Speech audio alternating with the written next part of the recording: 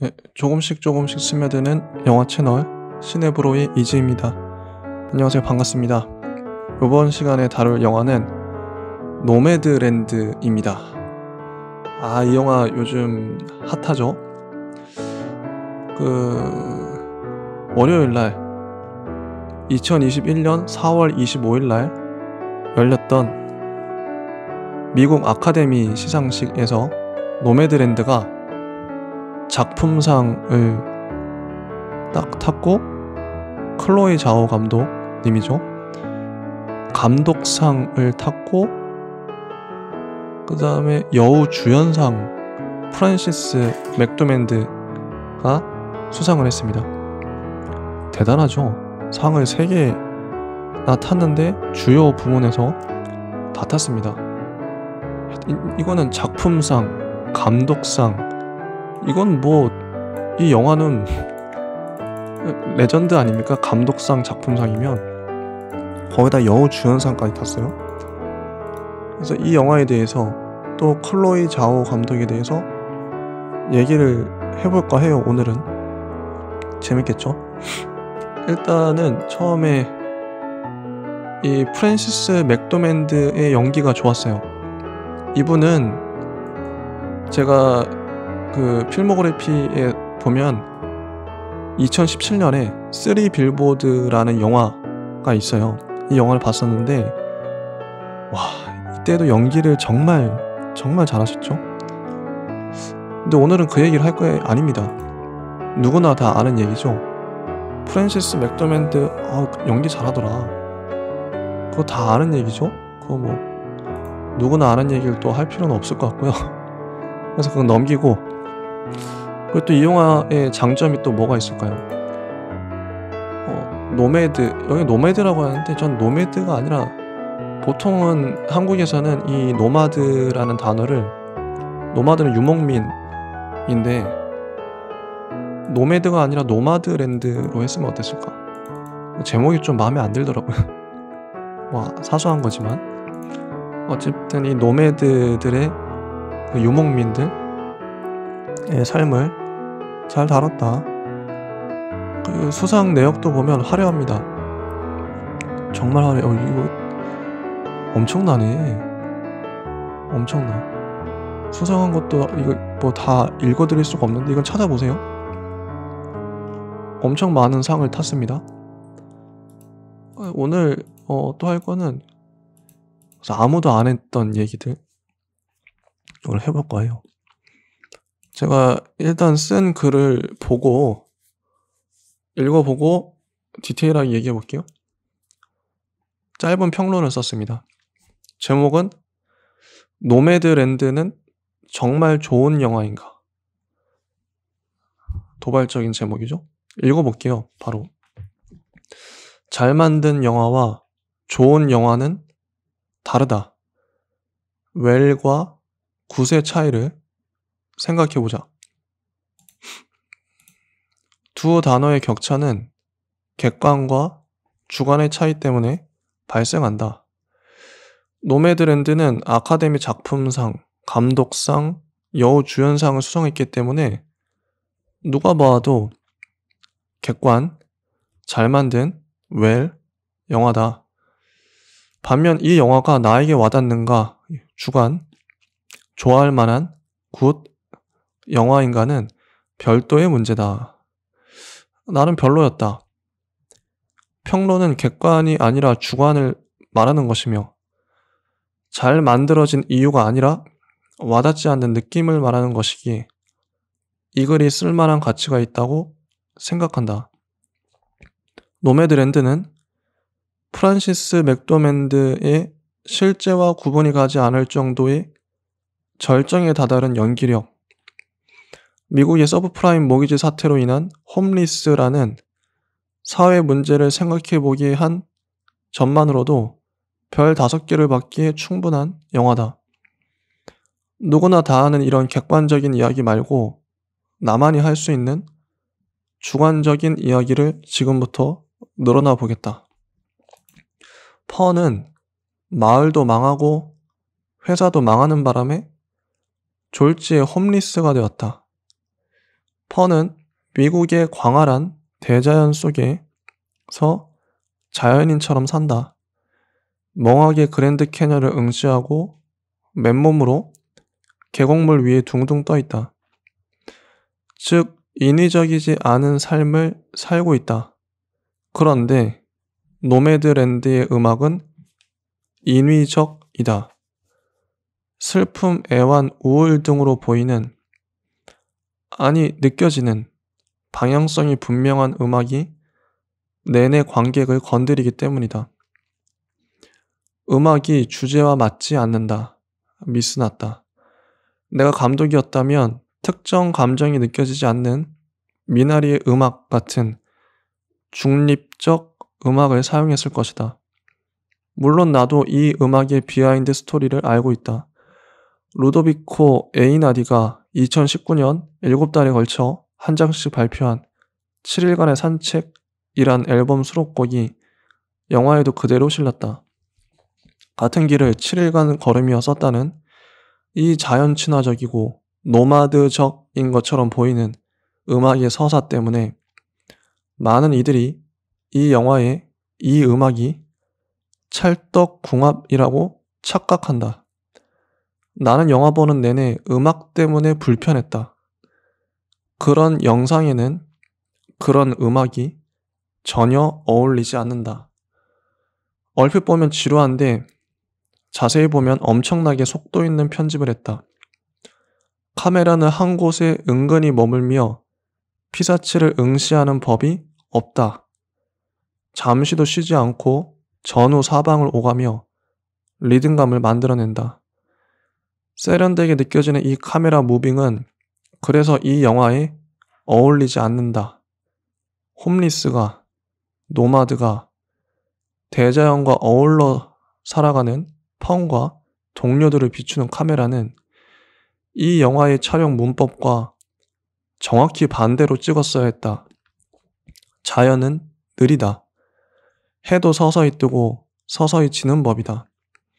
가만히 여유를 갖고 평온함을 느끼게만 해주었다면 어땠을까? 카메라는 지루함을 참지 못하고 속도 강박에 걸린 것 마냥 요란하게 움직이는데 바로 그렇기 때문에 피사체를 다각도로 관찰하는 데에만 머물고 말았다. 응시했더라면, 자연의 호흡으로 찍었더라면 훨씬 주제와 호응했을 것이다. 펀은 결국 자본에 종속된 삶을 산다. 이케아에서 공장 부품처럼 일하는 펀의 삶은 대안이 되지 못한다. 물론 현실을 지적하는 것만으로도 비판 효과를 유발하지만 한 걸음 더 나아갔다면 더 좋았을 것이다. 왜 펀은 자급자족을 생각 못하는가? 왜 어딘가에 고용되어 자본가의 봉급을 받고 비루한 삶을 연명하는가? 펀이 만나는 길 위의 노마드들도 자본가에게 기생하는 사정은 마찬가지로 보인다. 영화가 다큐보다 위대한 까닭은 있는 그대로의 현실을 묘사하고 비판하는 걸 넘어서 어떤 대안적 이상향을 보여줄 수 있기 때문이다.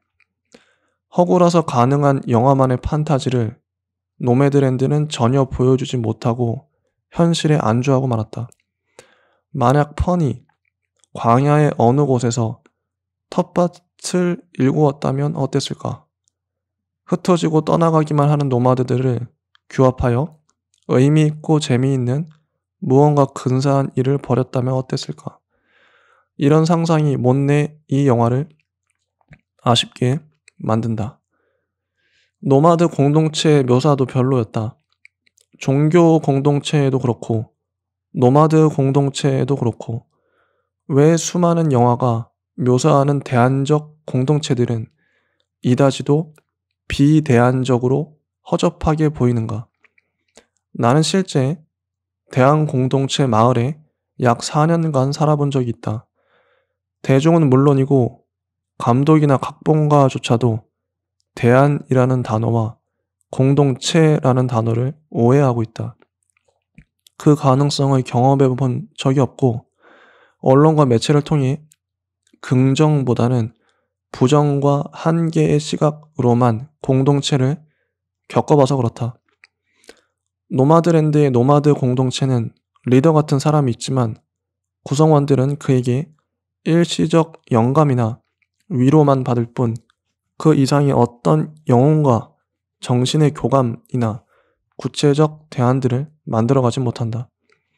잠시 모였던 노마드들은 뿔뿔이 흩어져 죽거나 일하거나 사라진다. 이게 무슨 허무한 대안이란 말인가? 나는 이런 대안은 대안이라 인정 못하겠다. 이러한 이유들로 나는 이 영화를 못마땅하게 보았다. 이 글을 읽고 있는 여러분에게 물어보고 싶다.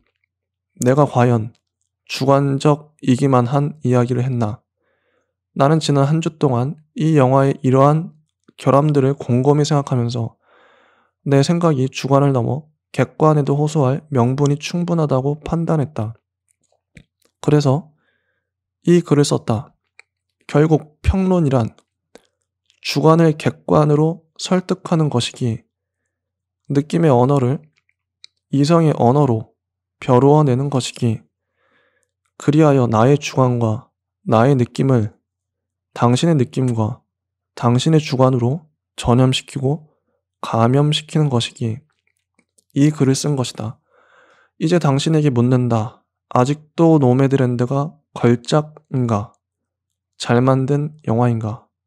감탄할 만한가? 솔직히 나는 잘 모르겠다. 이렇게 썼어요. 이렇게 썼습니다. 뭐 덧붙일 말이 필요할까요? 글을 그냥 짧게 그냥 임팩트하게 써서 여기서 뭐 말해봤자 중언부언 하겠죠. 같은 말 반복하겠죠. 뭐 요약하면 뭐 했던 말 또 하면 여기 썼던 글이 제가 비판하는 지점은 몇 군데 되는데요. 음악 별로였다.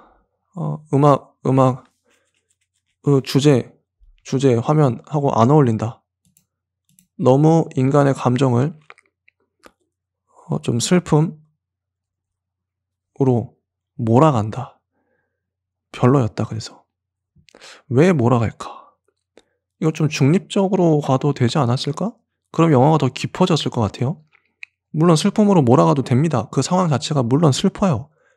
슬플 수 있어요. 주인공이 남편도 죽고 마을도 망하고 회사도 망하고 그래서 떠돌아다니죠. 그러니까 자율적인 게 아니라 타율적으로 어쩔 수 없이 사는 곳에서 쫓겨난 셈인데 그래서 충분히 슬프겠죠? 근데 꼭 슬퍼야 합니까? 감정을 너무 몰아간다는 느낌이 들었어요. 주인공이 슬픈 상황이지만 꼭 슬픈 음악을 넣어야 됐을까? 이건 좀 깊은 얘기일 수 있는데 슬픈 상황에 슬픈 음악을 넣어서 몰아가면 너무 단순하잖아요. 그러니까 이게 만약에 가정을 해볼게요. 충분히 슬플 수 있는 상황이야. 상황 자체가, 스토리가. 그런데 슬픈 음악을 의도적으로, 이건 누가 들어도 슬픈 음악입니다. 한번 영화 보세요. 슬퍼요, 그냥. 슬픔을 너희는 관객들은 다 슬퍼야 돼. 이러는 음악이에요. 작정하고. 그게 싫었다는 거예요. 의도적으로. 그게 싫었다는 겁니다.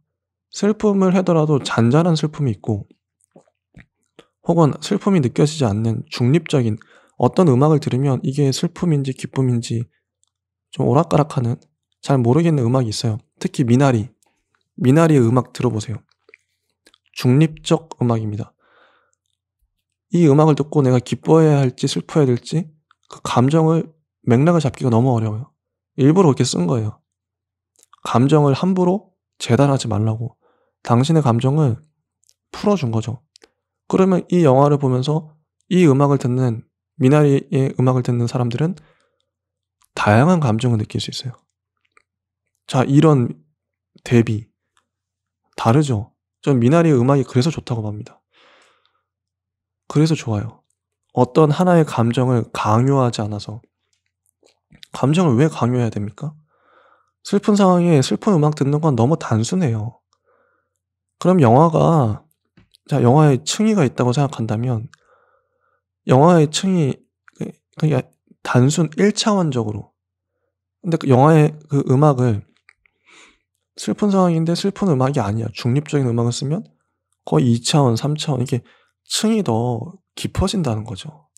그런 맥락에서 이걸 말한 겁니다. 지금 음악도 좋지만 왜 슬픔을 강요하냐 이거죠.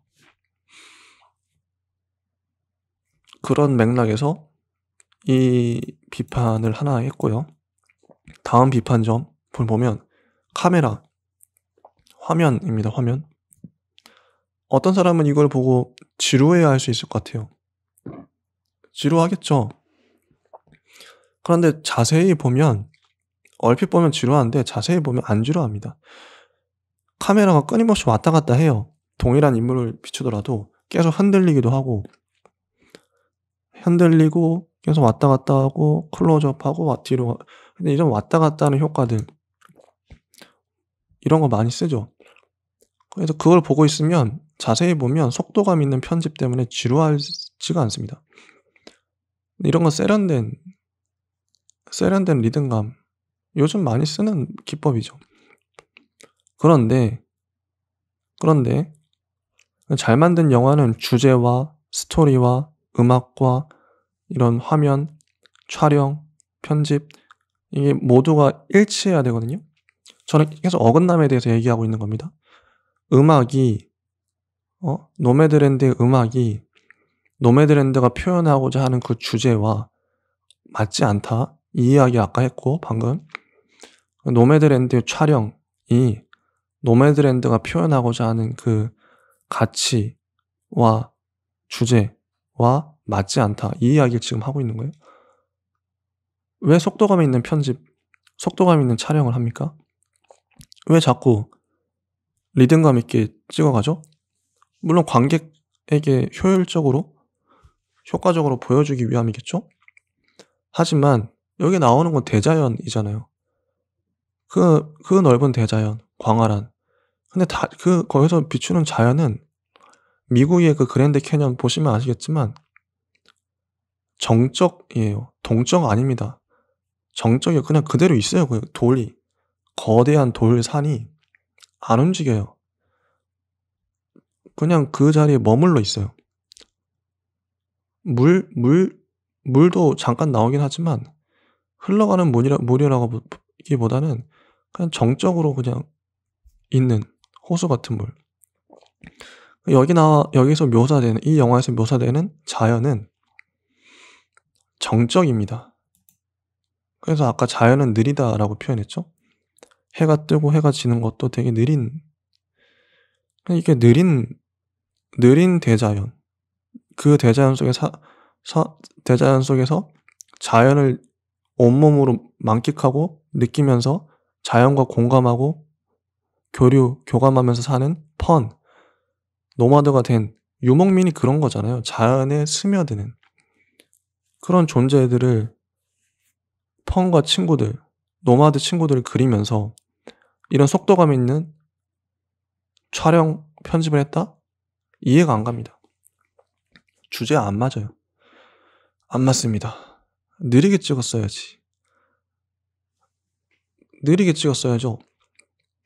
왜 빨리 찍습니까? 빨리 보여줍니까? 천천히 보여줘야죠. 왜 그러지? 안 맞아요, 주제랑 촬영이. 다 어긋나고 있어요. 자, 이제 세 번째. 펀은 자본에 종속된 삶을 살죠. 물론 이 자체로 종속된 모습 자체로 현실을 보여주는 거 있는 그대로. 결국 펀의 상황 자체가 미국이란 자본주의 사회를 비판하는 기제로 볼 수 있겠죠. 이런 비정규직의 삶을 그대로 보여주는 것만으로도 자본주의 비판 좋습니다. 그 자체로 좋은데 저는 좀 영화적 욕심이랄까 스토리적으로 기존에 비판하는 영화들을 너무 많이 봤어요. 너무 많이 봤습니다. 우리가 또 그 모르는 것도 아니야. 다 알아요 이미. 아니 비정규직 그렇게 힘들고 떠들면서 일하고 결국 대안을 만들어내지 못했잖아요. 그런 거 이미 많이 봤습니다. 지금 시대에 필요한 건 영화적으로도 그렇고 필요한 건 비판이 아니라고 비판도 필요하죠. 근데 비판을 넘어선 대안이 필요합니다. 대안. 비판 너머의 대안. 비판만 하면 뭐 합니까? 현실은 나아지지 않는데. 자본주의 아무리 비판하면 뭐예요? 자본주의 나쁘다는 거 헬조선 대한민국 국민 다 알고 있습니다. 자기가 몸으로 겪어서 알아요, 다. 미국인들 모를까요, 그걸? 미국인들은 더 절실하게 느낄걸요? 빈부격차, 부익부 빈익빈, 인종차별. 그거 영화로 아무리 현실감 있게 표현한들 그거 다 알아요. 근데 그 아는 거 말고 이제 좀 그거 지겨우니까 영화적으로도 좀 신선하게 대안을 만들어 달라 이런 거예요. 그런 부분이 아쉬웠어요. 이건 좀 저의 요구사항이기도 해요. 감독들에게, 소설가들도 포함해서 창작자들에게, 웹툰 작가든 누구든 비판적인 현실 그만 묘사해라. 현실 묘사하는 거 이미 많이 봤다. 다 안다고. 다 아는데 현실 묘사만 하지 말고 비판만 하지 말고 대안 좀 만들어 달라 이런 겁니다. 그 얘기했어요, 아까.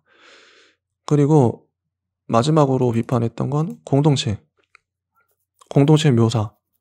아니 왜 대안적 공동체는 다 이렇게 이런 식으로 묘사되냐. 실제 노마드 공동체가 그럴 수 있겠죠. 하지만 저는 대안 공동체 마을에 한 4년 정도 산 적이 있어요. 그렇기 때문에 이런 얘기를 하는 겁니다. 근데 대부분의 지금 여러분 한국인들은 공동체, 뭐 마을 공동체라 그러면 그것이 알고 싶다에 나오는 뭐 이상한 사이비 종교단체 이런 걸 상상해요. 근데 그런 데도 물론 있겠지. 있는데 건강한 제대로 된 진보적인 대한 공동체 마을도 있습니다. 많아요. 근데 건강한 마을 공동체는 당연히 언론에 안 나오죠. 그건 뭐 이슈가 안 되니까, 뉴스가 안 되니까 안 나오죠. 건강한 데는. 건강하지 않은데, 좀 이상한데, 종교적으로 타락한데, 그런데 사이비, 그런 데만 주구장창 뉴스에 나오고, 그것이 알고 싶다에 나오고, 그러는 거죠. 전 그게 항상 안타까웠어요. 그러니까 사람들이, 그러니까 그것이 알고 싶다나 뉴스에 길들여진 사람들은 공동체란 얘기 나오면 기겁을 하고 질립니다. 질려해요. 부정적인 감정부터 느껴버려요. 선입견이죠. 편견이죠. 왜 그래야 되나요? 전 안타깝습니다. 제가 대안적인 마을 공동체에 살아봤던 사람으로서 진짜 대안은 대안다워야 됩니다. 그런 면에서 여기서 묘사하는 공동체도 그렇게 매력적으로 안 보였어요. 아니 어차피 이게 무슨 허무한 대안입니까?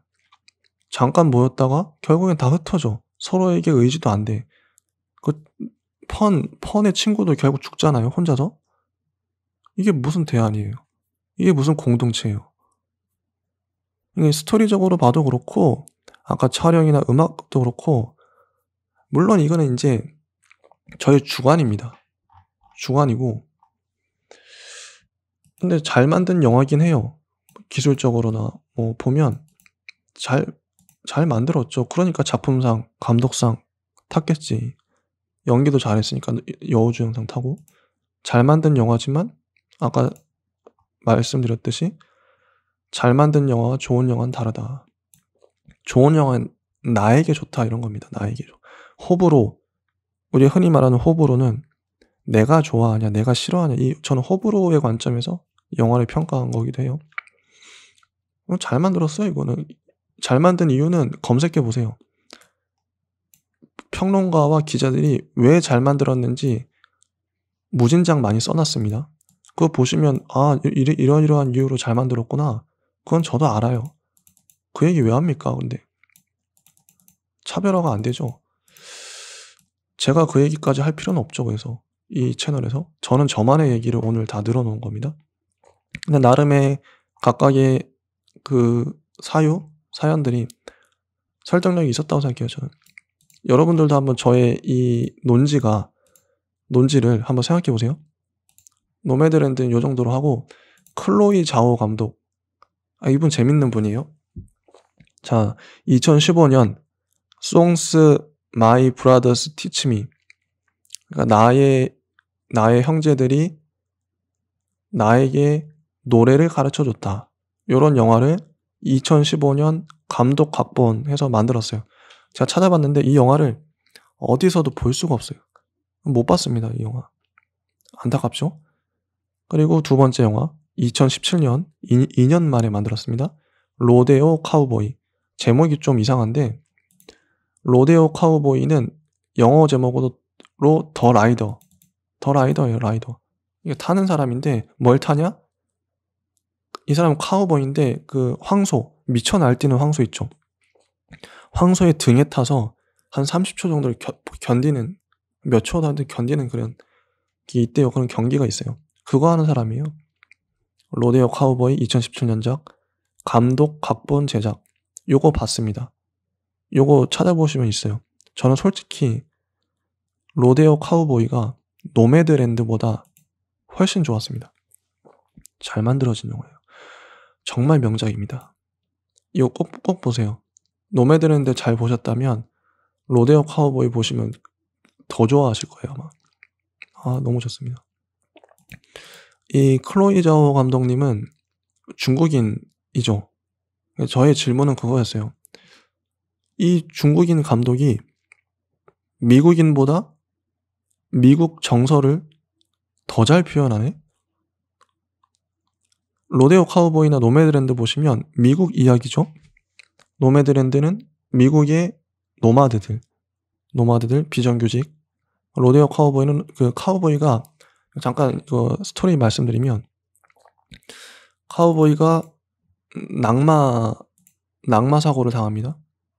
낙마가 아니죠. 말에서 떨어진 게 아니라 낙우라 그래야 되나? 소에서 떨어졌으니. 막 라이딩을 하다가 황소에서 떨어져서 황소가 밟아가지고 머리가 찢겨졌어요. 정말 끔찍합니다. 수술을 받은 거죠. 여기 영화 초반에 보시면 나오는데, 여기 머리 옆쪽이 다 꿰맨 것도 아니야. 철심으로 박은 자국, 적나라하게 드러나는, 그렇게 박았어요. 얼마나 아플까. 이 라이더, 이 카우보이가 재활하는, 자신의 그래서 제대로 걷지도 못하고 사람이 좀 영화 내내 멍해 보여요. 실제 카우보이를 해서 이 영화를 찍었다고 그랬나? 아마 그랬던 것 같아요. 카우보이의 인생. 근데 카우보이의 성공담이 아니라, 만약에 할리우드 영화였으면 카우보이가 막 멋지게 황소를 타고 그 결승전에 가서 라이벌을 누르고 결국 우승하는 그런 훈훈한 이야기가 됐겠죠. 할리우드 영화였으면. 그런데 클로이 자오는 작품성 있는 영화를 만들었기 때문에 일단 카우보이가 다쳐요. 그래서 다쳐가지고 자기만 다친 게 아니라 자기 친구도, 그 친구는 병원에 있는데 아예 몸이 다 불구가 돼서, 거의 진짜 잘 나갔던 친구예요. 거의 1등하고 불구가 돼서 말도 못하고 손도 잘 못 움직여요. 손을 계속 떨어요. 손을 계속 떨고 말도 못하고 표정도 멍하고 침을 흘리고, 그런 친구가 그렇게 됐어요. 라이더가. 얼마나 안타깝습니까. 그런 이야기예요. 이 영화는 꼭 보셨으면 좋겠어요. 영화 얘기도 진짜 할 게 많은데, 차라리 저는 굳이 영화 얘기를 한다면 노매드랜드 평론 썼지만 로데오 카우보이 평론을 더 쓰고 싶습니다. 정말 뭔가 느껴지는 것도 있고 할 말이 많습니다. 이제 그런 영화를 만들었어요. 자, 카우보이, 가장 미국적인 직업, 이고 카우보이가 다른 나라에 있을까요? 없을 것 같은데요. 하여튼 가장 미국적인 인물 카우보이죠. 그걸 클로이 자오 중국인이 만들었어요. 노매드랜드 이 유목민의 삶 비정규직의 삶 이걸 클로이 자오가 만들었어요. 이 사람의 관심은 뭘까? 대략적인 건 알 것 같아요. 좀 뭐랄까 비정규직이나 이런 다친 사람, 아픈 사람, 실패한 사람, 뭔가 나고자 소수의 사람에 대한 동정, 연민, 공감 그런 것들이 있어서 이런 영화를 만들었겠죠. 근데 가장 미국적인 영화를 만들었다. 전 미국적인 영화를 미국적인 정서를 갖고 만들었다고 생각했어요. 어떻게 중국인이 이렇게 이런 정서를 좀 이건 아직도 저의 그 질문이긴 한데 클로이 자오는 어떻게 이런 영화를 만들게 됐을까? 여기서 느껴지는 그럼 미국다움이라 그래야 되나? 이게 왜 또 의문이 되냐면 잘 보세요. 한국 감독이 미국에 가서 영화를 만들면 한국적 감성이 당연히 나오겠죠. 근데 미나리 같은 경우엔 교포 2세이기 때문에 한국인이라 하기엔 좀 애매한데 어쨌든 클로이 자오도 중국인이니까 중국적 감성 뭔가 동양의 중국의 대륙의 그런 느낌이 나지 않을까 했는데 느껴지는 감성 그런 걸 좀 정리하고 싶긴 해요. 말로 언어로 잡히지가 않네요. 그리고 또 하나의 질문이 이터널스 마블 영화 중에 이터널스라고 있습니다. 마동석 씨도 나오는 이터널스 찍고 있대요. 노매드랜드 찍을 때 같이 찍었다고 합니다. 재밌지 않나요? 이런 작품성 있는 영화를 만드는 감독에게 마블은 도대체 뭘 믿고 혹은 왜 이터널스의 감독을 맡겼을까? 그래서 너무 궁금하더라고요. 요거 차라리 평론을 쓸 거면 아까도 지금 꽤 흥미로운 질문이었죠. 노매드랜드는 정말 좋은 영화인가? 요런 질문을 던지고 평론은 질문에 대한 답입니다. 답을 한 거예요. 제 나름대로. 근데 이 질문도 재밌을 것 같아요. 왜 마블은 클로이 자오 감독에게 이터널스를 맡겼나? 이거 혹시 정확하게 답할 수 있는 분 있으신가요? 전 궁금해요. 확실히. 정말 궁금합니다. 로데오 카우보이, 노매드랜드 보시면 아시겠지만 작품성 있는 칸이나 뭐 아카데미가 좋아할 만한 그런 영화 만든 감독한테 이터널스를 맡겼어요. 어벤져스 감독한테 이터널스 맡겼다 그러면 뉴스가 안 돼요. 당연한 거지 뭐. 그런 거 잘 만드는 감독이니까. 그런데 로데오 카우보이 만든 감독한테 이터널스를 맡겨? 왜? 도대체 왜? 마블 그냥 지금 단순하게 생각할 수 있는 답은 그런 거죠. 마블은 다양성을 존중한다.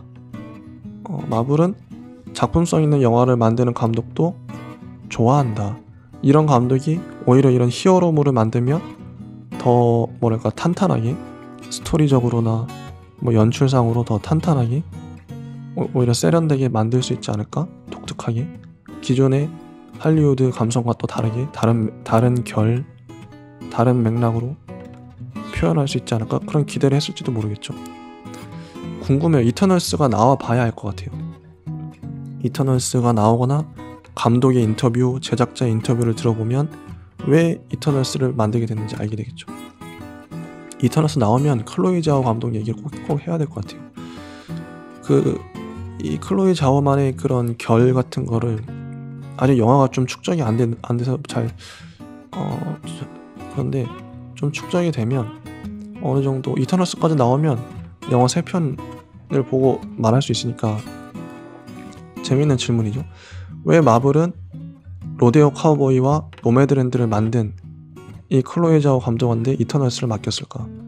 재밌는 질문이고 답해볼 만한 질문이라서 생각합니다. 요 정도 정리하면 될까요? 제가 할 수 있는 말은 다 한 것 같아요. 예. 요 정도로 끝내보도록 하겠습니다. 예. 노매드랜드는 못 보셨더라도 로데오 카우보이는 꼭 보세요. 좋은 영화입니다. 네, 지금까지 조금씩 스며드는 영화 채널 시네브로이 이지였습니다. 감사합니다.